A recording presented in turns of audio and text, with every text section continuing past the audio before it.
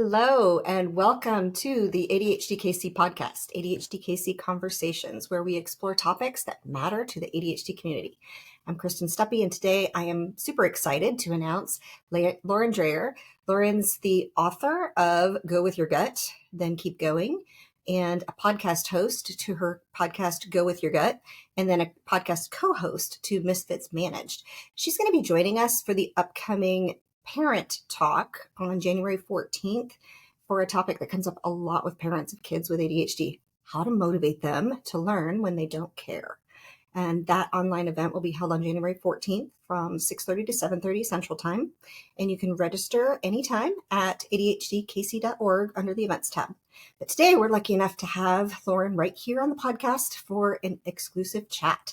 So let's dive in. I want to welcome Lauren to the show. I'm very thrilled to have you here. And I want to start with your journey. Your LinkedIn services list is like this long. Educational consulting, leadership development, life coaching, corporate training, public speaking, team building, diversity and inclusion, change management. It's a diverse set of services. And your mission is to help working women with ADHD embrace their differences so they can use them to lead and thrive. So how do you feel the variety of services helps you motivate to follow your mission?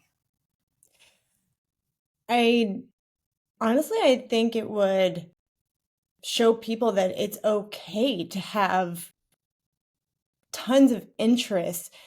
And I find it a lot with people who have ADHD, and because we're always curious, we're always looking at things, and we're always pulling up our phone and be like, I don't know what that means. Let me look it up real quick, or let me figure out how to do something. And then all of a sudden it's like, okay, squirrel, I have to go look up something to figure out how to do this. And then, you go down that rabbit hole and all of a sudden new skill, yay. And honestly, I don't think a lot of people give themselves credit or really think about the fact that learning all of that stuff can absolutely translate into new skills, different skills, and all of the things that I do, lots of them have just come from dabbling in stuff and saying, I'm gonna figure this out. And lots of different interests. Some of them have nothing to do with being who I am professionally. Some of them have nothing to do with my personal life, which sometimes does merge. But I think especially as women, men too, but as women, if we don't have a formal piece of paper to tell us that we have a skill or a certification, then we automatically assume it doesn't matter. And I'm like, no, I don't need a piece of paper to tell me what I can do, what I can learn, and what I know. That may be great for some people who need credentialing or, whatever it is, but you don't need a piece of paper or something to tell you how good you are. So I want to help women discover how much potential, honestly, they really have. And the fact that they have ADHD, have a relationship with somebody who does, help them understand themselves and what that can mean for them, but also help them understand those people in that relationship, because it's hard. Yeah, it sounds like you're led by your curiosity, which feeds our dopamine, which is perfect for somebody with ADHD. And then Yeah. you can learn and follow that path for as much as it gives you. And then if you find something else interesting along the way, squirrel, go to that.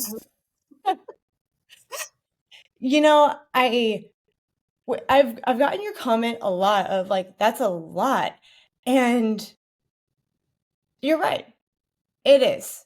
I think the thing is that we can do a lot, but most of it really is just being curious. And it's really interesting how different things and different skills translate into multiple areas of our life. And a lot of times, I mean, we give them terms, some people give them other terms, doesn't matter what it is.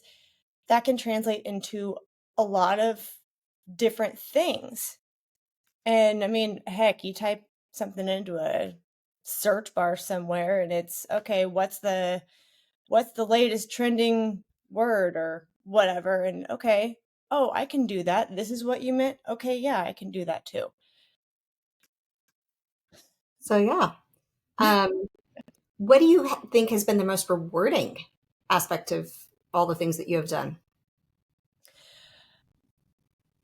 For myself, rewarding, um learning to trust myself to figure it out. um I'm a very late diagnosis with ADHD. I found out when I was 34, I want to say. So it it answered a lot of questions for me, but it it connected so many dots of why what are these pieces of me that, make me feel like I don't ever finish something, or make me feel like I'm stupid, or why do I think like this? Why do I act like this? And so the most rewarding thing, honestly, has been me being able to start to trust myself because I know myself better and I know why I work the way I work, and giving myself the grace to say, well, giving myself the grace, but also learning how to set up the tools and the support system to then help me finish it, or maybe not even just be as hard on myself as to what happened, why I didn't finish it, or the fact that it just like fell off my plate because I put something else on it. Um, I will say that it is really rewarding working with people and being able to see those light bulb moments of them connecting the dots that I connected and being like, this makes so much sense. This is why this happened. This is why. And then being able to say, um, let's figure out how to use this as a strength, not use it as an excuse. Because a lot of people are like, oh, yeah, that's my dang ADHD. When, yeah, okay, it could be. But there are so many good things that come from it, as well as the struggles. Yeah, I know a lot of adults who don't have a diagnosis yet, or maybe Yep. suspect they have a diagnosis. Sometimes after the diagnosis, all of those years of insecurities and failures and Yes. feeling like they let others down or let themselves down, it can be Yeah. very validating to get that diagnosis. The way I would describe it is I knew something was there. I knew there was a reason, but I had no idea what that reason was. And multiple people had been like, hey, Lauren, have you ever thought about the fact that you might have this? And I kind of laughed it off at first because I was like, no, I don't. Nah. Because it has that disorder label to it. And I was just like, I don't have a disorder. What are you talking about? And honestly, I just didn't know what it was. And it was like, no, why would I have that? And then I started hearing some of the people that I followed for different reasons on social media like figure it out for themselves. And they're like, if you do this, this, this, and this, this could be you. So one day I got curious and I was just like, let's just see. Let's just see, like with a 5-second Google search, let's just see. What does it say? And then I sat there and I was just like, oh, some of those people might have been right. Okay. But it's crazy because I ended up going to psychiatrist, whichever one it is. I can never remember. And um, honestly, I got myself diagnosed. Made the appointment. There was no doctor referral, nothing. And I was just like, I think this might be a thing. And he started just asking me questions about what I do, how I do things. And within 15 minutes, after other people were non-clinician people, just people that I've been around, after I'm like, hey, I'm going to go get diagnosed for this, they're like, I think you're overthinking it. And I'm like, well, I'm going to let somebody with a license tell me that. So here you go. Within 15 minutes, he's like, oh, yeah, this is you. And once I knew it, it was like me in a room with this little person.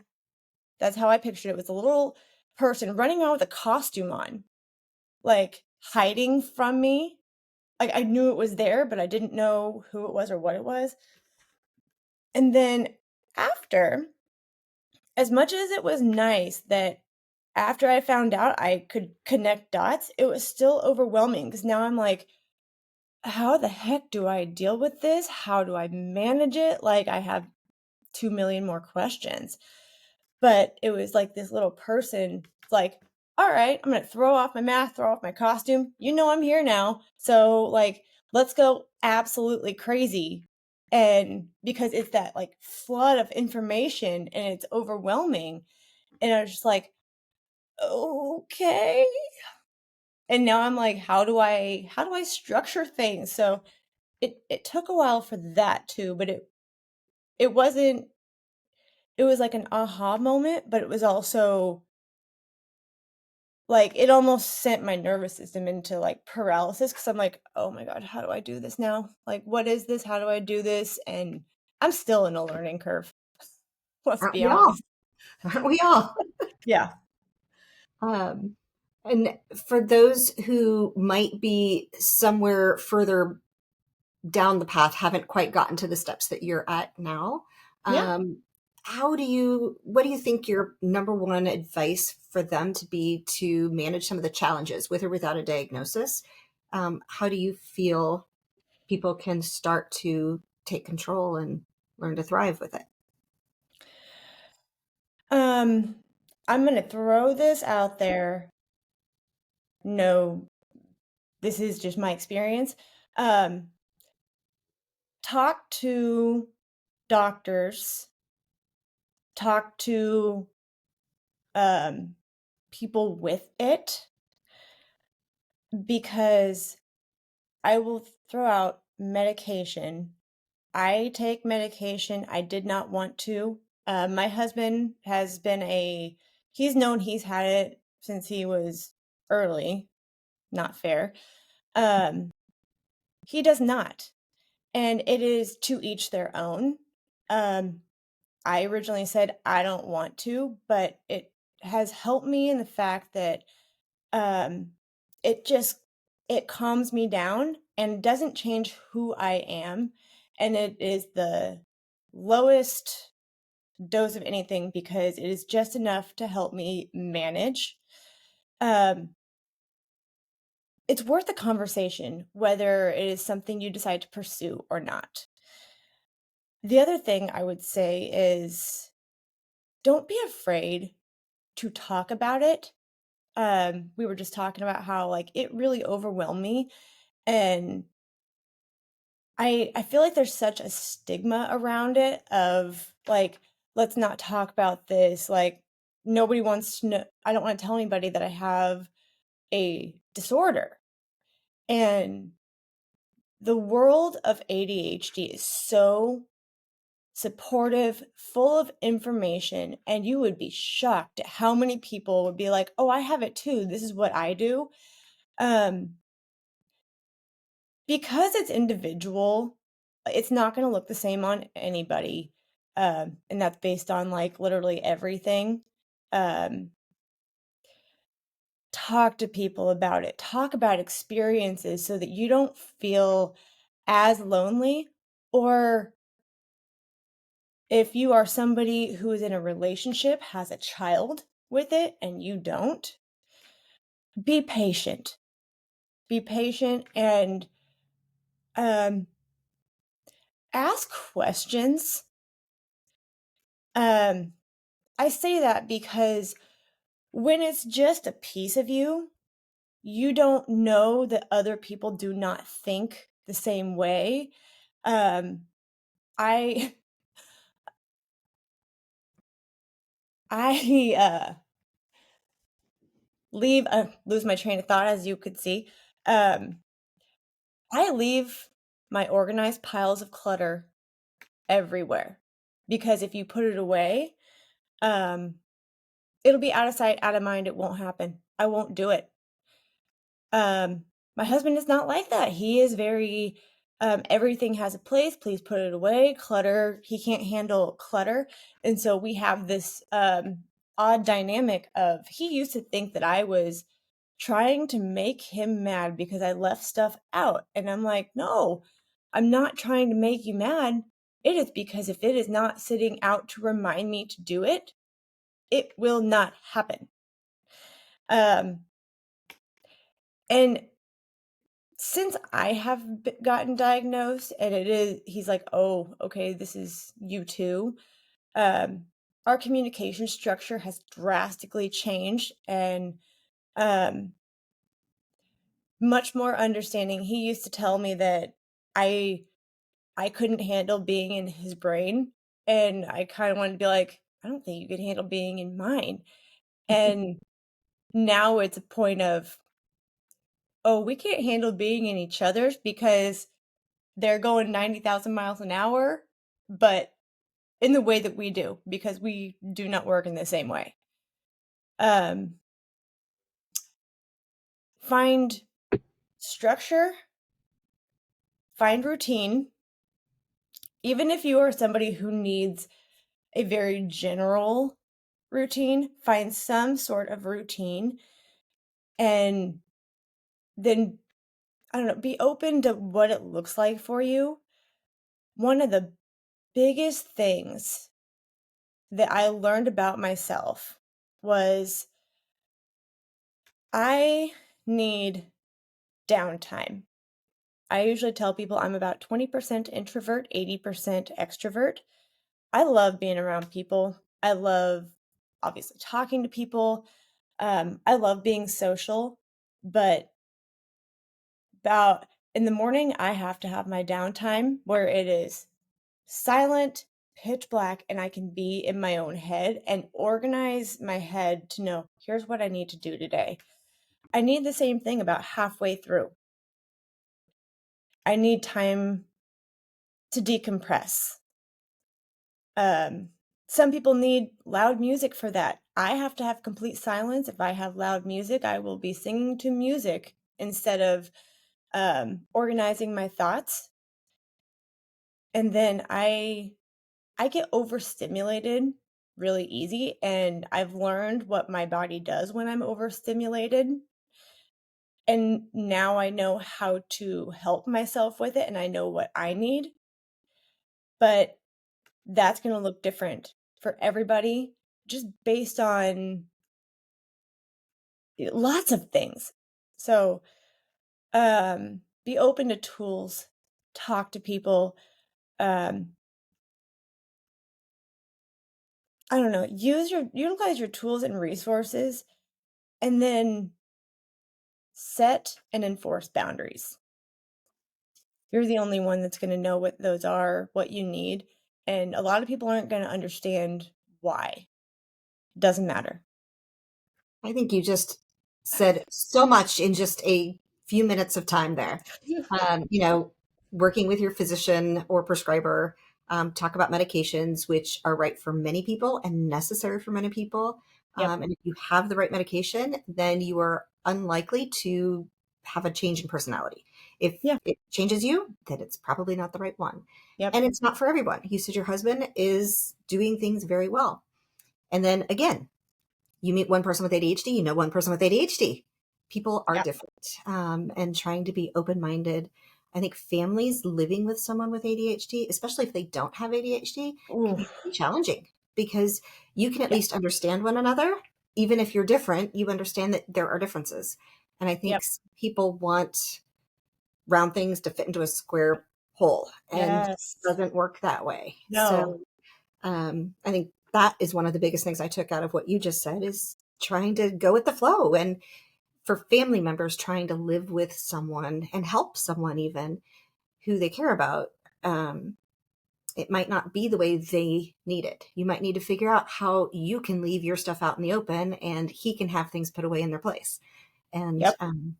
learn to live together, learn to be the way you need to be the best you, and using all the tools that you can. I think that's fantastic. 1000%. So, well, thank you very much for sharing your story and a little bit about some tools and insights. Yeah. Do you have anything else to add before I wrap things up? So I one thing that I have learned, and it is currently um, a big thing with me, is in January, I'm going to be talking about um, kids and how to help them stay motivated and learn. Um,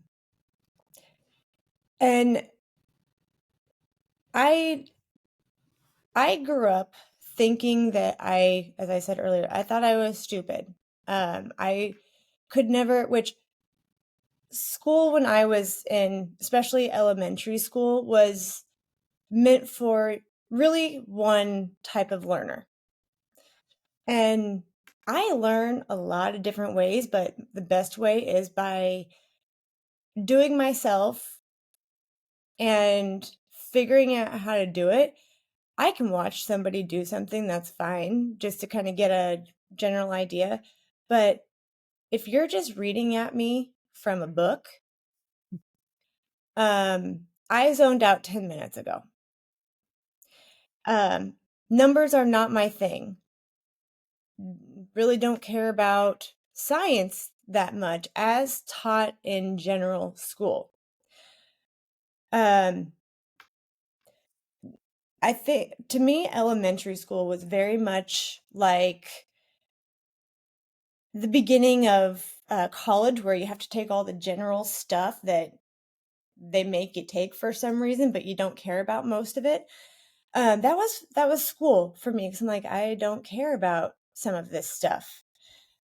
What I have figured out about myself, and I am translating it. I have two small boys, and I am translating it to both of them because one of them is diagnosed, the other one will be, I believe, eventually. It is genetic, if you didn't know that. Um, you have to teach kids, especially ADHD kids, teach them in a way that relates to something they care about or they're interested in. Um, like my oldest son is learning how to read right now, and he's doing good, but he's struggling because his brain's going all over the place and he's getting distracted. Well, he loves Legos. And so I said, okay, find a way for him to relate reading to Legos because then he'll be more interested in doing it. Um, my youngest son is ornery as all get out, but it is very smart in his own way. But if he doesn't care about it, he's he's thinking about something else too. Um, he loves fishing. I relate so many things. We count fish. We use fishing scenarios. Um, I'll go into a lot more detail with some of these things, but no matter what they're learning, find a way to try to relate what they're trying to learn to something they're interested in. And all of a sudden, they'll make the connections and start figuring out how to learn it because they're like, "Ooh, I like that. Oh, you can do that." Make it something they're interested in because now that with what I do, with everything, I'm like, okay, um, I do not like numbers, but me having to figure something out to do with numbers, if it is something that I'm like, I need to figure this out to make something else happen, all of a sudden I'm like, well, I don't want to, but this makes it worth it because I need to figure it out to make this happen. Um, I have zero type of an IT brain. I wanted to build, I needed a website to figure out, um, to get all my speaker stuff up and to have information. And obviously, what do you do with the website? It's a way for people to find you. Don't have it anymore because it got hacked.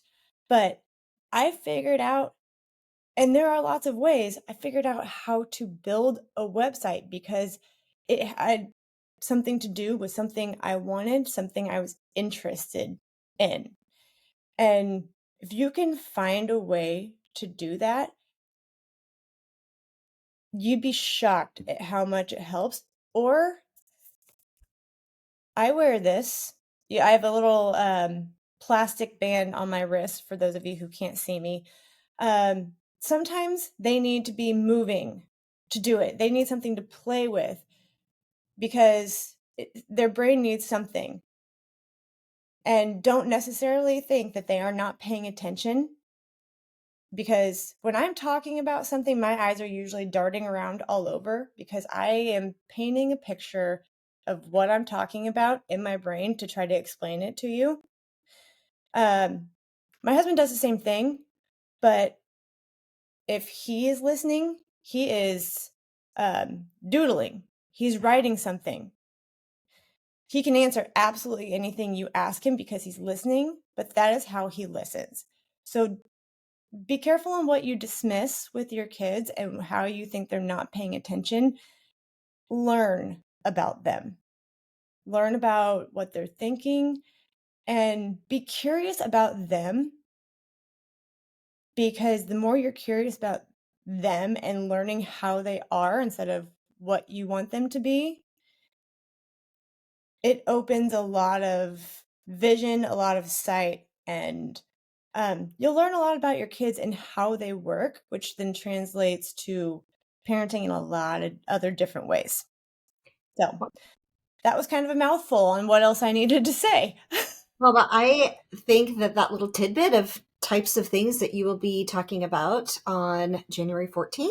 Again, you can register now if you're a parent who wants to learn to light that fire under their kids and motivate Yeah, them to get stuff done. Go to ADHDKC.com, check out the events tab. Again, it's January 14th from 6:30 to 7:30, and I really hope that you guys can join this, what is going to be hopefully a very insightful talk, helping kids learn when they don't care. So you can learn and help support them. Because load absolutely. motivation is a real challenge for these kids, and I'm really Yep. excited to hear some effective strategies that Yeah. Lauren is going to help us with. Yeah, All right. Well, thank you very much, Lauren, for joining us today, and of I look course. forward to seeing you in January. Sounds good. All right. Thank you.